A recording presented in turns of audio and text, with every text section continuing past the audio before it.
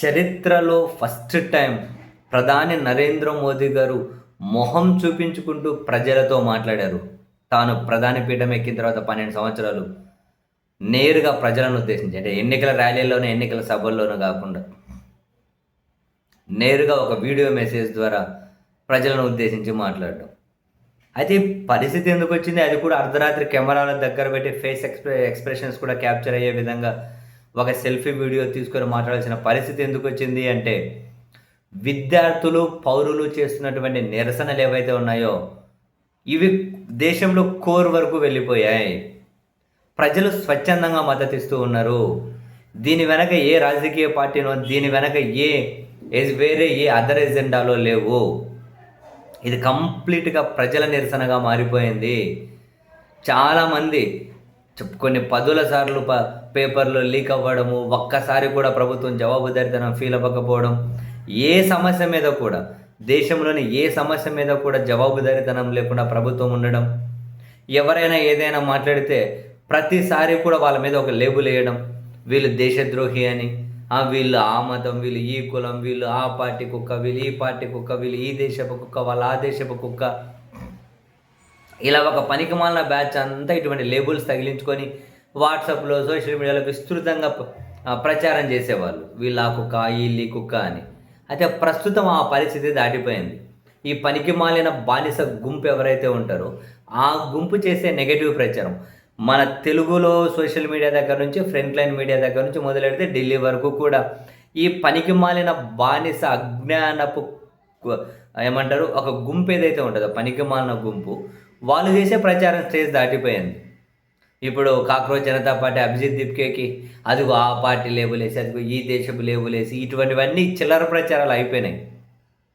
ఆటికి పోయిన వాళ్ళలో ఏదో ఒకరిదో ఇద్దరిదో ఇంకేమన్నా కనుక పాతవి ఎడిట్ చేసి, లేదా అక్కడ కొన్ని వీడియోలు ఎడిట్ చేసి, అవి ఈ పనికిమాలిన గుంపు ప్రచారం చేసి, ప్రసారం చేసి ఈ స్టేజ్ కూడా దాటిపోయింది. ఫేక్ ఎడిటింగ్లు, అమీర్పేట ఎడిటింగ్లు, ఫేక్ స్లోగన్స్ వీళ్ళే క్రియేట్ చేసి రకరకాలుగా ఎప్పుడు ఇటువంటి దాడి, అబద్ధాల దాడి, ఫేక్ దాడి, దాన్నే నిజమని దేశాన్ని నమ్మించుకుంటూ వచ్చారు. ఇప్పుడు ఆ స్టేజ్ అంతా దాటిపోయింది. ఈ పనికిమాలిన బానిస గుంపు స్టేజ్ దాటిపోయింది. ఇంకా ఎందుకంటే జనాల్లో నుంచి వచ్చేసింది. ఇటువంటి ఫేక్ ప్రచారం చేసే వాళ్ళని ఇప్పటి వరకు నమ్ముతూ ఉన్నోళ్ళు కూడా అసహించుకుంటూ ఉన్నారు. మిమ్మల్ని మేము నమ్మింది, మిమ్మల్ని ఫాలో అయింది అని. మన తెలుగులో కూడా, మన ఆంధ్రప్రదేశ్లో కూడా ఒక పనికిమాలిన కొన్ని పార్టీలు ఉంటాయి, కొన్ని పనికిమాలిన వ్యక్తులు ఉంటారు. పావలాగా వనికిరారు. నెత్తి మీద 5 పైసలు పెడితే విజ్ఞానము, అజ్ఞానము, చైతన్యం విషయంలో 5 పైసలు కాదు, నయా పైసగానే పనికిరాని పార్టీలు నాయకులు అనబడే వాళ్ళు ఉంటారు. వాళ్ళు అర్ధరాత్రి కొన్ని పనికిమాలిన ట్వీట్లు పెడితేనే ఆ పనికిమాలిన ట్వీట్ల కింద వాళ్ళని ఇంతవరకు ఫాలో అయ్యి నమ్ముతూ వచ్చిన వాళ్ళు కూడా అసహించుకుంటూ పెట్టిన కమెంట్లు చూస్తే కోర్ స్థాయిలో ఏ స్థాయికి వెళ్ళిపోయిందో చూడొచ్చు. మిమ్మల్ని మేము ఫాలో అయింది, నిన్న మేము అభిమానించిందని చెప్పి పెడుతూ ఉన్నారు. అనే పదం వాడుతూ. అంటే ఏ స్థాయి వరకు వెళ్ళిపోయింది అంటే, ప్రజల్లో ఈ నిరసనలు నరనరానికి ఎక్కేసాయి.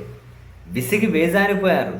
జవాబుదారీతనం లేని పాలకులు, జవాబుదారీతనం లేని ప్రభుత్వము, ప్రతిదీ ఫేకు, ప్రతి ఒక్కరి మీద ఒక లేబులేసి, ద్వేషము, విద్వేషం మీదనే ఆధారపడి జనాల మధ్య మొత్తం విద్వేషాన్ని నింపేసి నాశనం చేస్తున్నారు దేశాన్ని అని చాలామంది రియలైజ్ అయ్యే పరిస్థితికి వచ్చారు. ఇదంతా చేతులు దాటిపోయింది.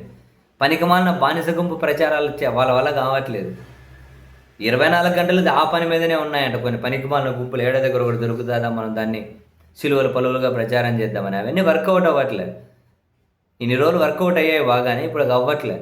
అందుకని నేరుగా ప్రధాని నరేంద్ర మోదీ గారి అర్ధరాత్రి వచ్చి ఒక సెల్ఫీ వీడియో ఎక్స్ప్రెషన్స్ కూడా బాగా క్యాప్చర్ అయ్యే విధంగా చాలా బాధపడిపోతూ, పాపం చాలా బాధపడిపోతూ, అంత బాధలో కూడా ఈ దేశానికి క్షమాపణ చెప్పలే విద్యార్థులకు, వాళ్ళ తల్లిదండ్రులు, కనీసం చనిపోయిన విద్యార్థుల కుటుంబానికి కూడా క్షమాపణ చెప్పలేదు పాపం. మరి కాన్సర్న్ మినిస్టర్ని ఎందుకు జవాబుదారీతనంగా బాధ్యత వహించమని, రాజీనామా చేయమని లేదో కూడా తెలియదు. కానీ మొత్తం మీద అయితే ఏదో నిర్ణయాలు తీసుకుంటామని చెప్పి అర్ధరాత్రి సెల్ఫీ వీడియోలో ప్రకటించుకునే వరకు పరిస్థితి వచ్చింది.